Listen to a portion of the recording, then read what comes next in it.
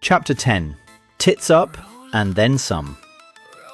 Despite our late-night arrival in Malta and the difficulty of sleeping in the oppressive July heat, I awoke the next morning with a sense of excitement. Impatient to see the resort by day, I left our hotel room alone and headed out in search of the seafront. Upon reaching the end of the road, I looked back to see the name Bourguiba Holiday Complex in large brown letters on the side of the enormous sandstone building from where I'd just come.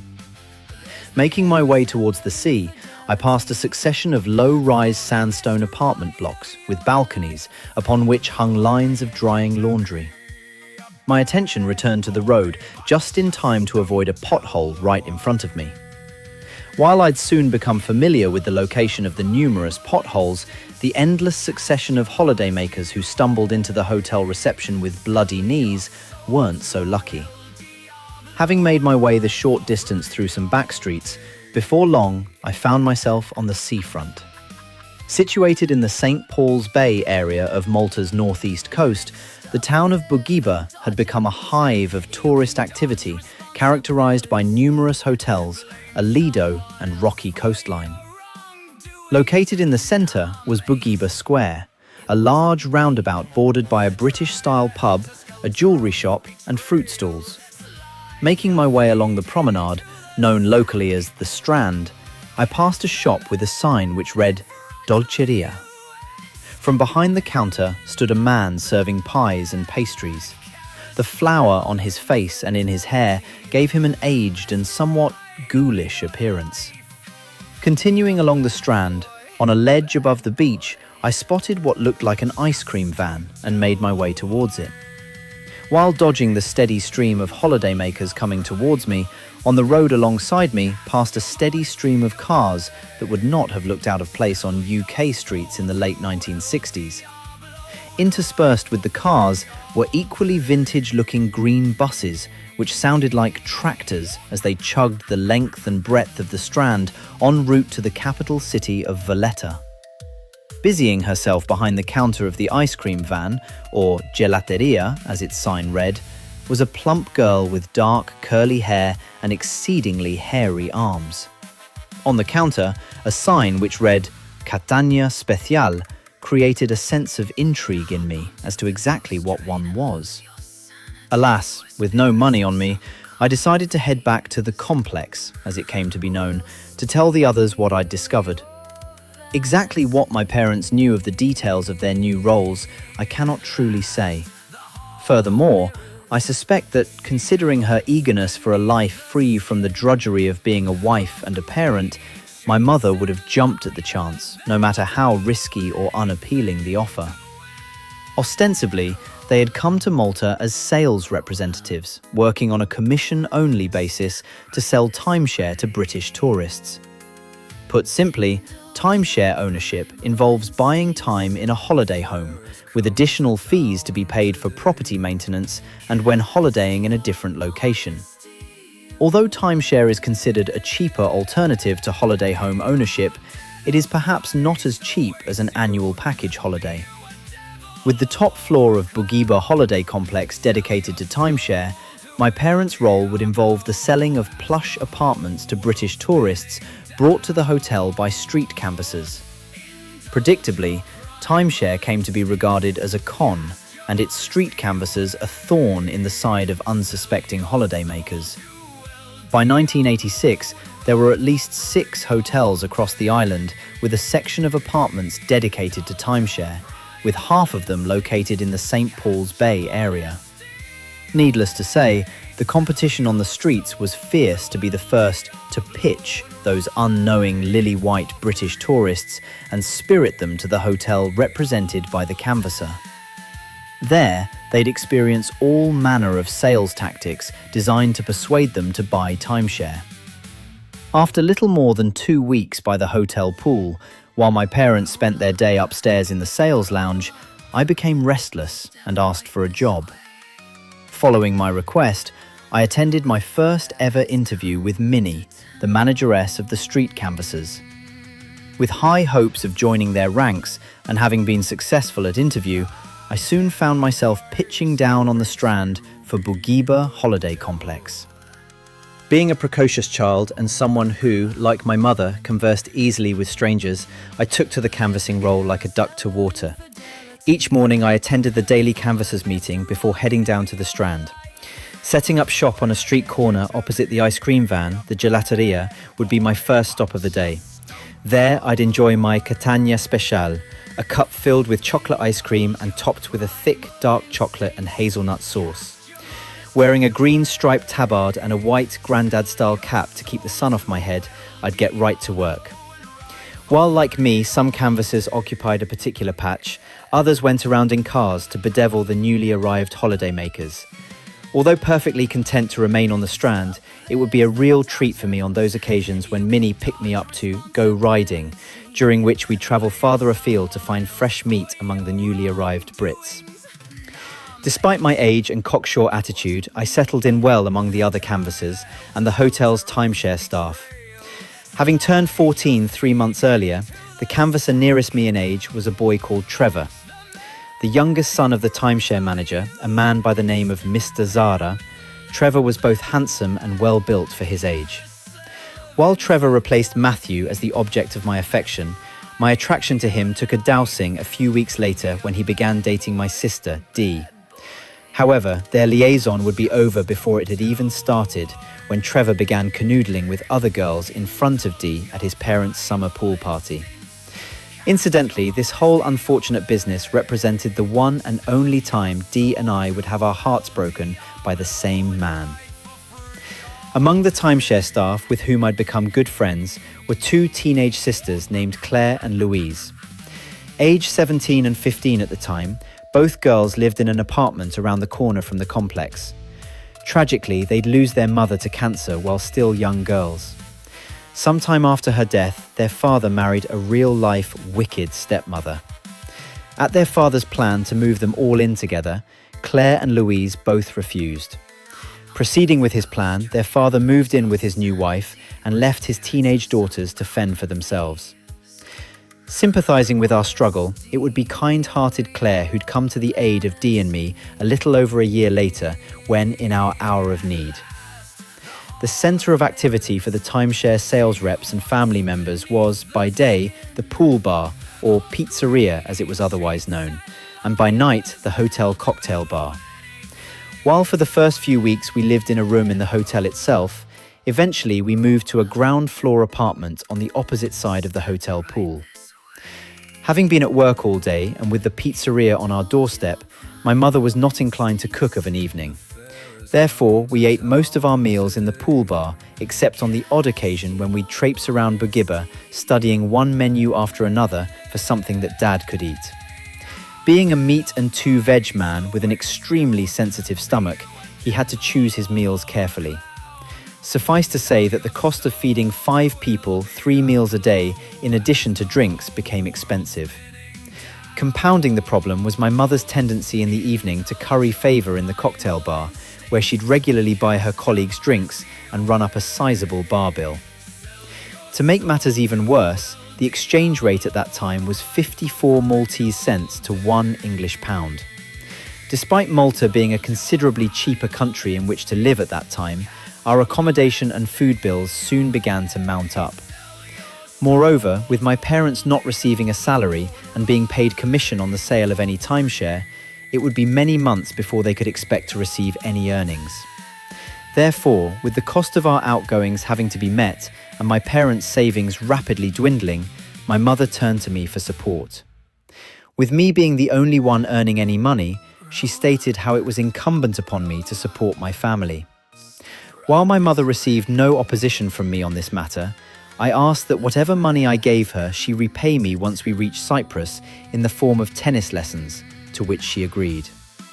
Consequently, I began handing over to her most of my weekly pay packet, except for a few Maltese pounds, which I kept back for the odd piece of clothing, my morning Catania special, and drinks while out working on the Strand. While Dee and I began joining Mum of an evening in the cocktail bar, Dad tended to spend the evenings in our apartment looking after Saz. Needless to say, when the cat was away, the mouse would play, with Mum beginning to flirt outrageously with her male colleagues. Notwithstanding the drinks they'd happily accept from my mother, her largesse wouldn't prevent them from making fun of her behind her back for being overweight. Furthermore, her generosity would not provide currency sufficient to see her fully admitted to a peer group characterized by one-upmanship, backstabbing, and adultery. In an attempt to keep herself in the mix, my mother referred to type and began talking about other reps behind their backs, telling lies about them and betraying confidences.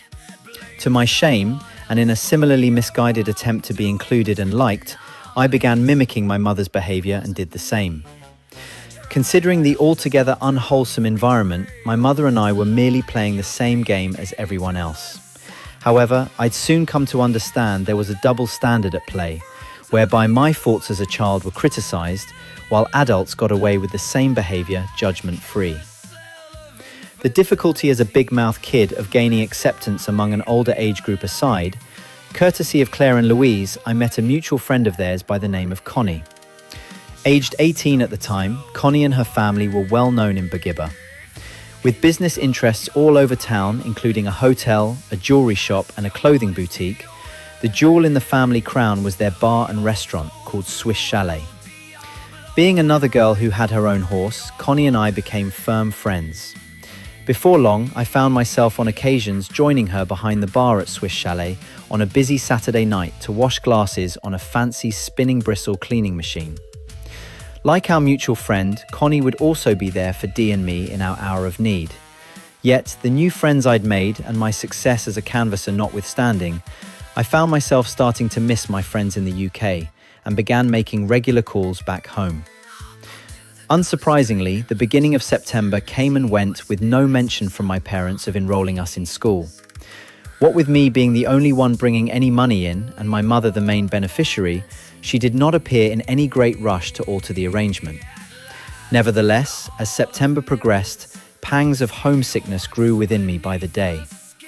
Exacerbating my feelings was a chance meeting by the hotel pool one day between my father and an elderly couple from Luce Village.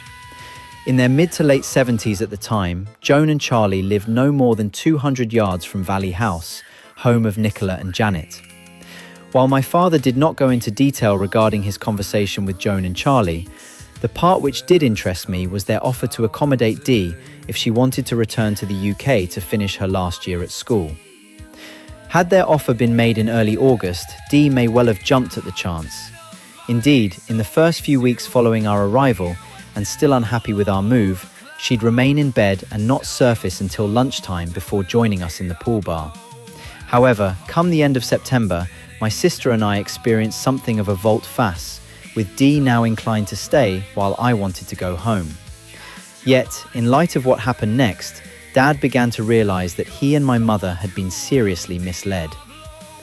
Fundamentally, what should have given my parents cause for concern was the fact that as none of the foreign sales reps or canvassers had employment permits, we were all working illegally.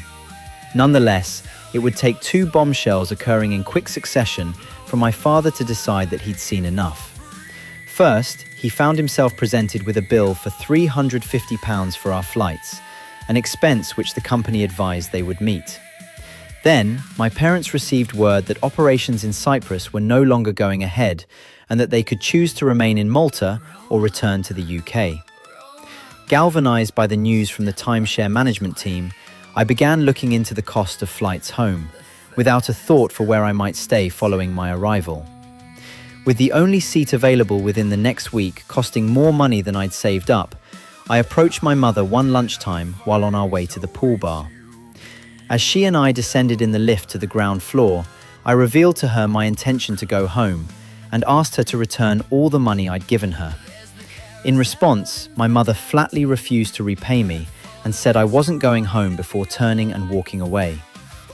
Suddenly, an intense wave of anger came over me, not just born of her current refusal, but of all the times over the past 10 years when my mother had abused me, lied to me, deceived me, and neglected me. Joining the rest of my family, I sat and ate my lunch in brooding silence. Yet, having gone beyond the point of no return and ready to erupt, I resumed my argument with my mother. Relying on a lie, I told her that as I'd already booked my flight home, I'd be leaving whether she liked it or not. Her response coming through gritted teeth, my mother growled that I was not going home. These last words tipping me over the edge, I grabbed our apartment door keys, which were sitting on the table, and threw them with all my might at my mother, hitting her directly in the face. As she cried out in pain, the other guests at the bar, including my parents' line manager, turned around just in time to witness my father, for the last time, landing a violent blow to my head. With this, I fled to the public toilets and ran into a cubicle before bolting the door. Born of the last 10 years of my parents' abuse, I perched on top of the toilet seat and allowed repressed tears to finally flow free.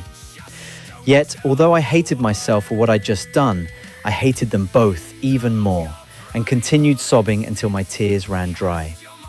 For his misguided loyalty towards my mother, Dad would not be rewarded by her.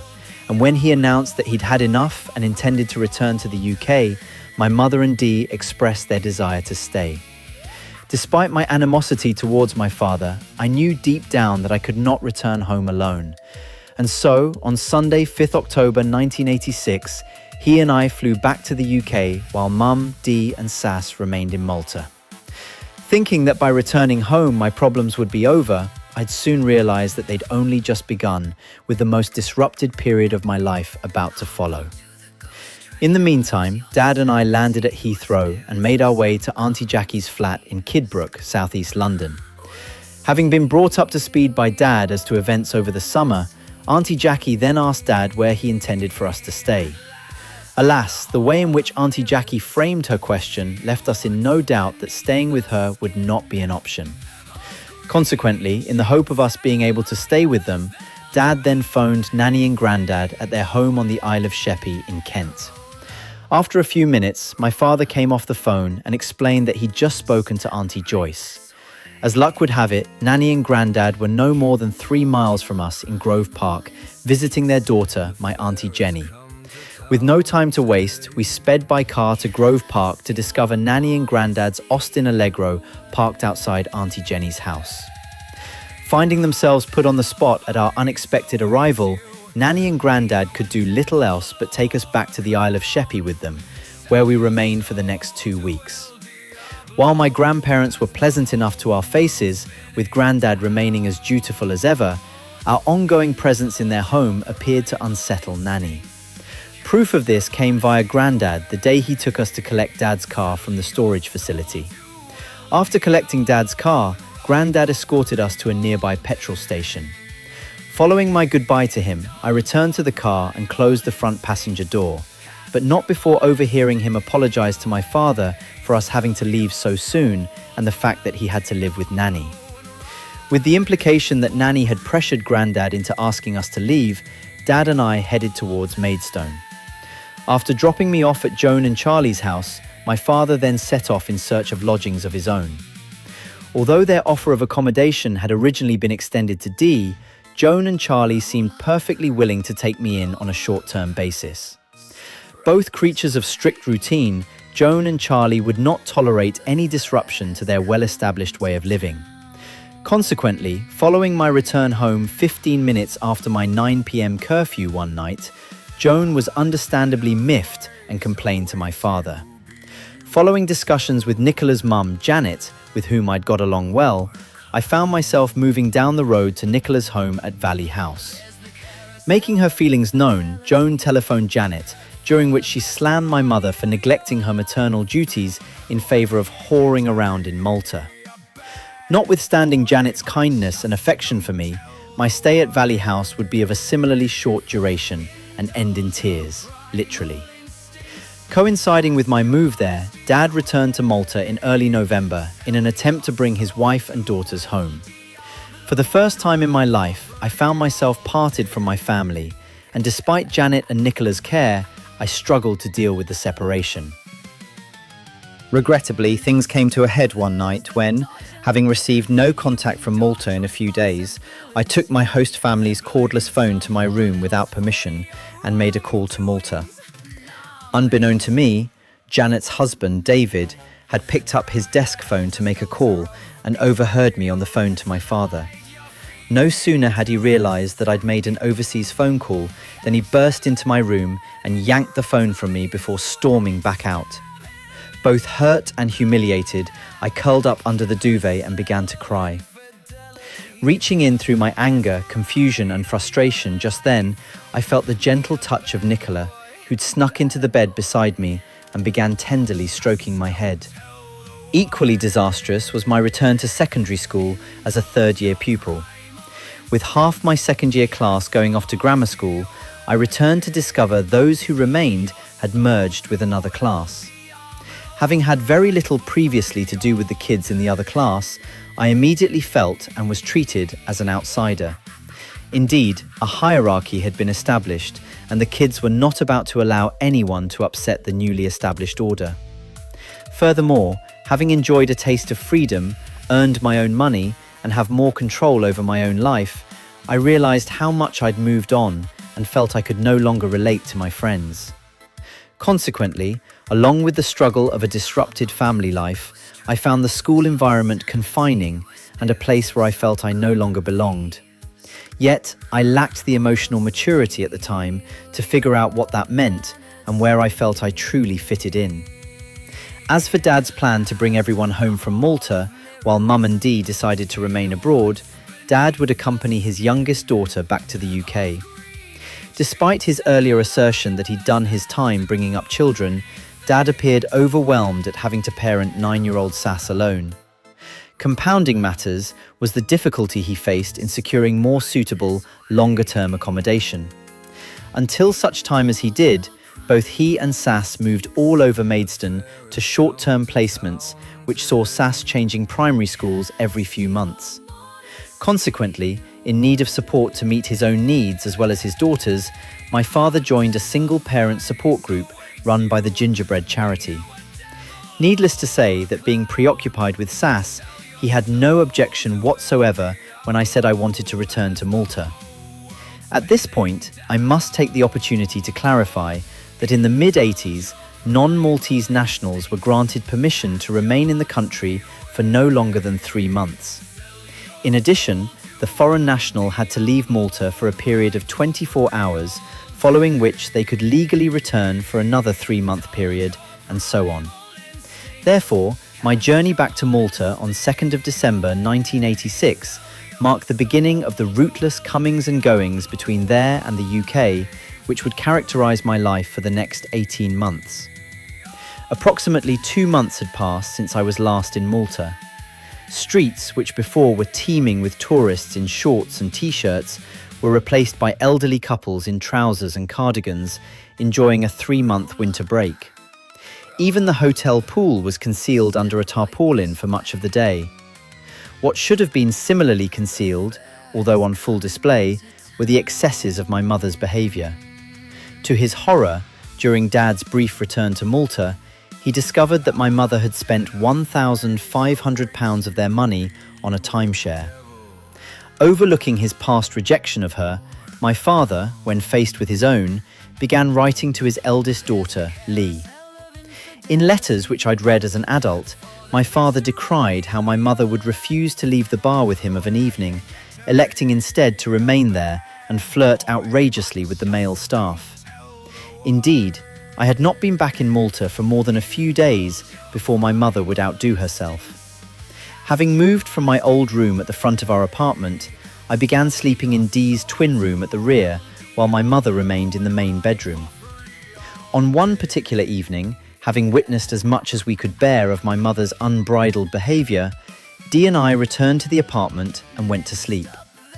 The next thing I knew, I found myself awakened by a noise resembling a barrel rolling along the stone floor of our apartment. Upon sitting up, I found my mother perched at the foot of my bed.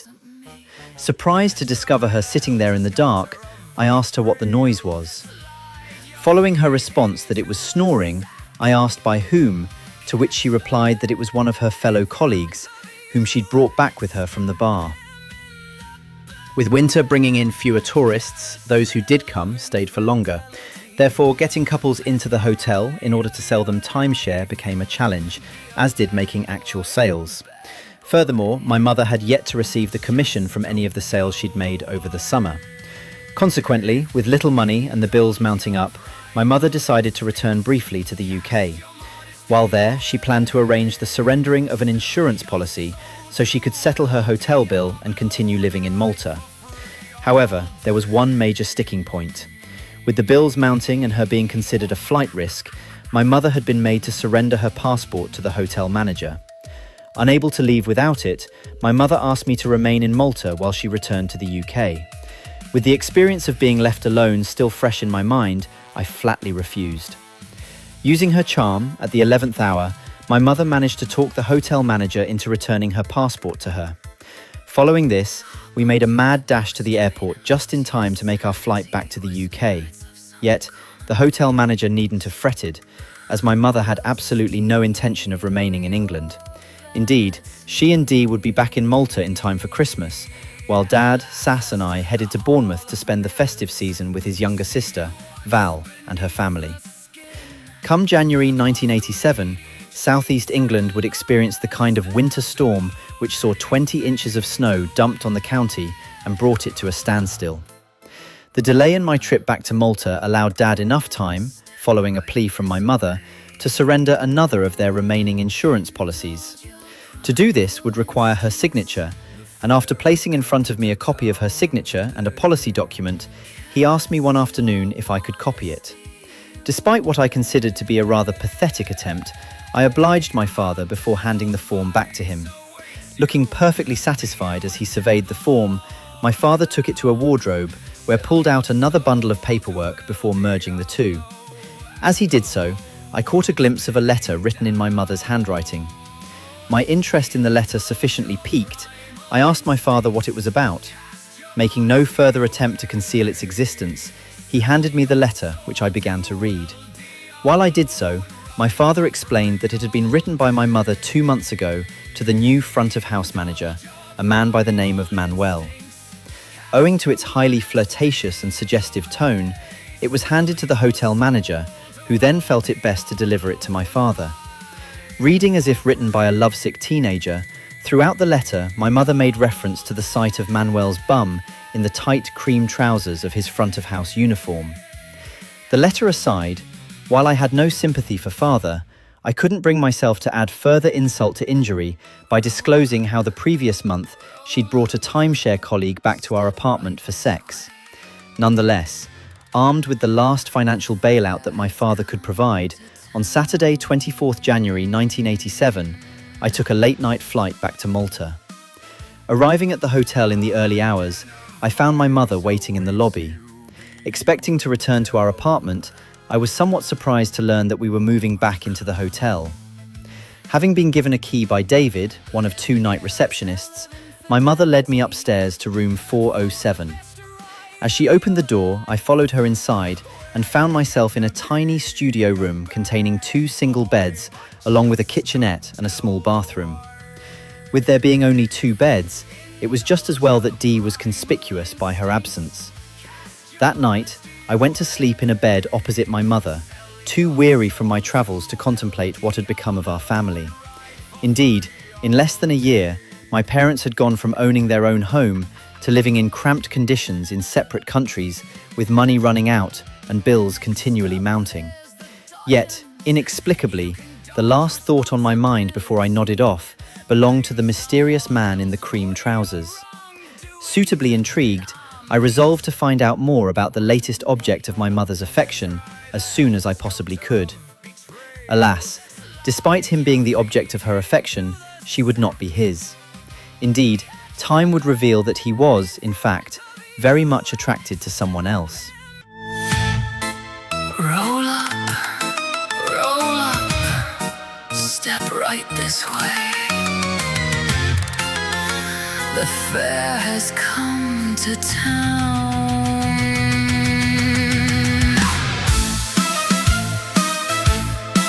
A den of vice awaits you, be you a devil or a clown. There's the carousel of infidelity for the best ride of your life, where you get to be a bad boy.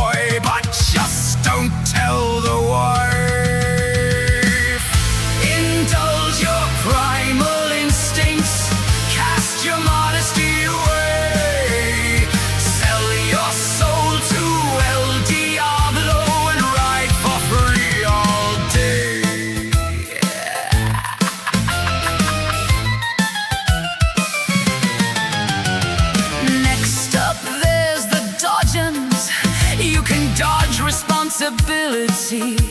Blame someone else for your wrongdoings. Nah, mate, it wasn't me.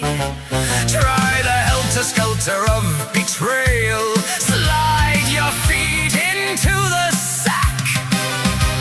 Catch the man in front of you and stab him in the back. Carousel of infidelity. Best ride of your life. Be a bad boy, bad boy. Just don't tell the wife. Indulge your primal instincts. Cast your modesty away. Sell your soul to El Diablo and ride for free all day.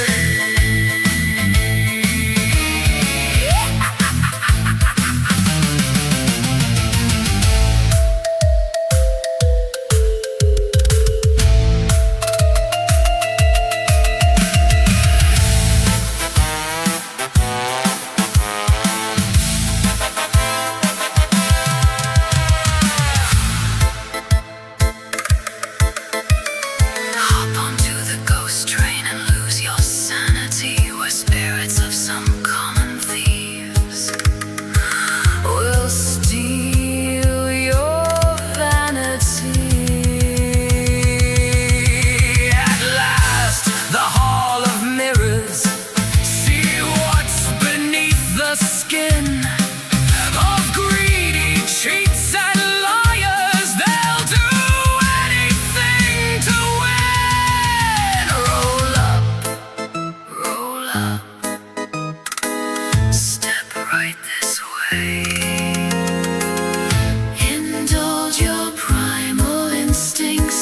The fair has come to town today.